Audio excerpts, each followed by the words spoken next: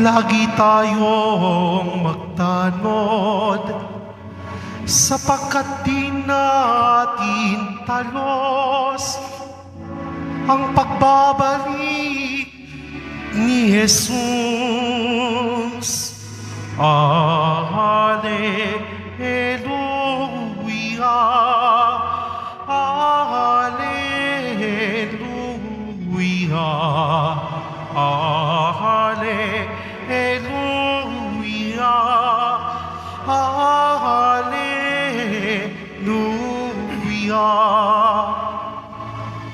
Sumainyo ang Panginoon. At sumaiyo rin. Ang pagpapahayag ng mabuting balita ng Panginoon ayon kay San Mateo. Papuri sa iyo, Panginoon.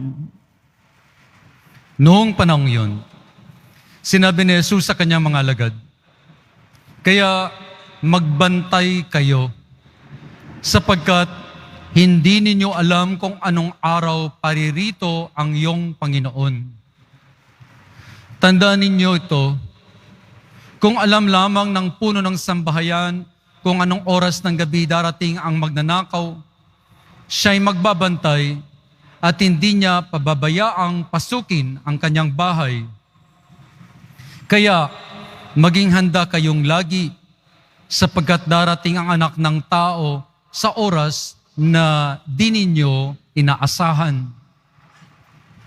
Ang tapat at matalinong alipin ang siyang pinapamahala ng kanyang Panginoon sa ibang mga alipin upang bigyan sila ng kanilang pagkain sa karampatang panahon.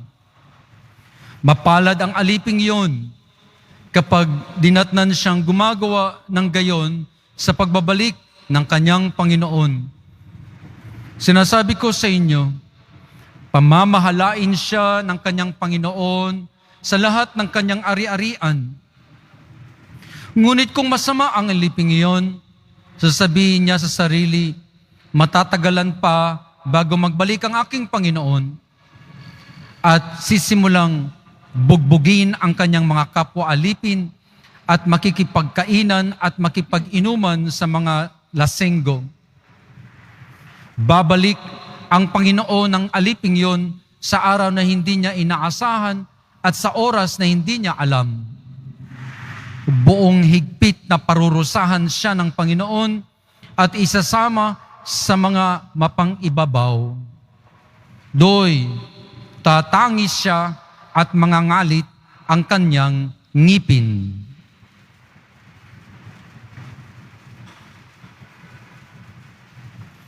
Mabuting balita ng Panginoon. Pinupuri ka namin, Panginoong Hesukristo. Magsiupo muna ang lahat. Mga kapatid, napakaganda ng ating ebanghelyo sa araw na ito, ang tungkol sa oras at panahon.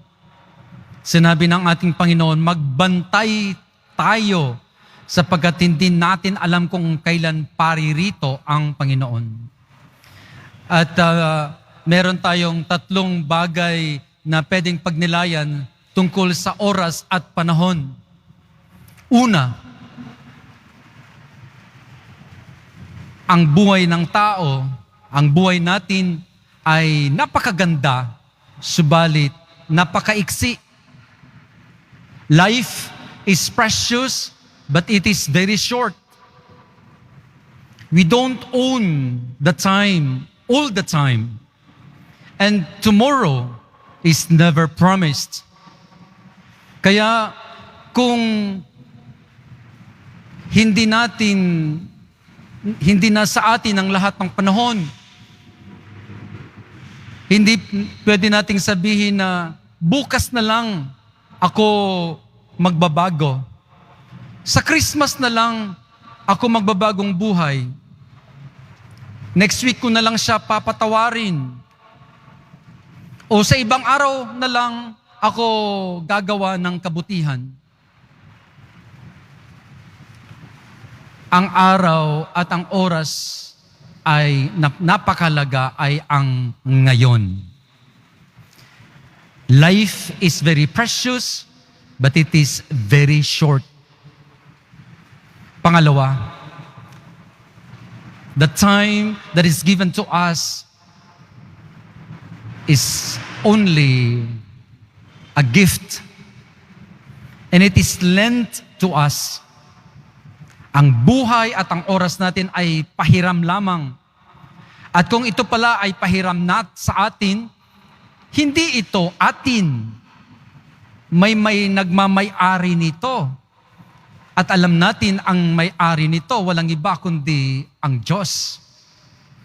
Kaya kung ito ay pinahiram sa atin, sa araw-araw, 24 oras, simula sa paggising natin hanggang mamaya sa pagtulog natin, 24 oras na pinapahiram sa atin.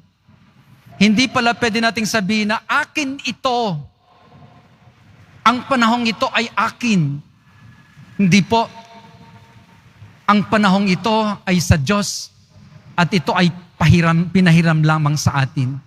Kaya hindi po pwede tayo na maghari-harian, halimbawa sa isang pari, sa isang manager, sa mga politiko natin, sa mga pulis, sa mga may-ari ng mga kumpanya. Lahat ng ito ay pahiram lang sa atin. Ang oras, ang panahon, at kahit na ang kapangyarihan, pahiram lang ang lahat ng iyan. Kaya pupunta tayo sa pangatlo. Kung ito ay pahiram, kinakailangan ito ay gamitin sa tama.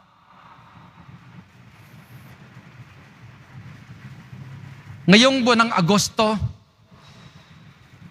alam natin na 2 bata ang pinatay, si Jemboy at si Jose.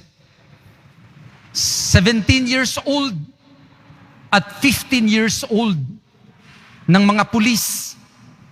Hindi na ito bago sa atin sapagkat alam natin na noon pang nakaraang administrasyon, 6,000 ang pinatay sa tukhang. Ayon pa nga sa research, almost 30,000. Kaya lang, ang nire-report sa atin ay 6,000 lang.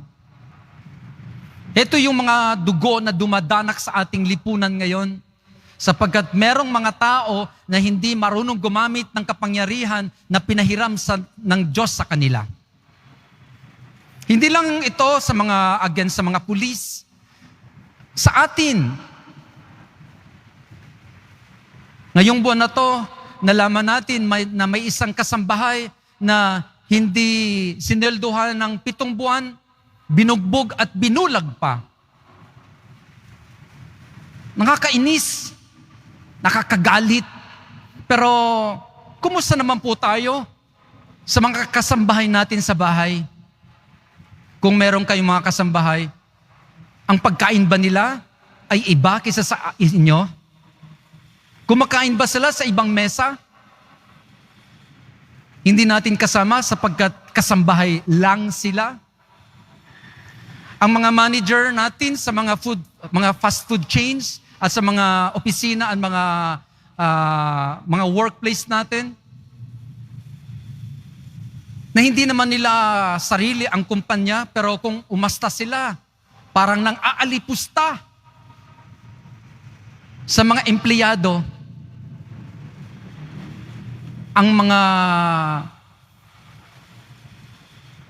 politiko natin, congressman, at ang mga senador, mga mayor at kung iba pa, na patuloy na kinakamkam ang ating mga kayamanan, ang kaban ng bayan. Hindi lang milyon, bilyon ang nawawala sa atin sapagkat hindi tayo marunong gumamit ng kayamanan na pinapahiram lang sa atin. Kaya mga kapatid, ito ay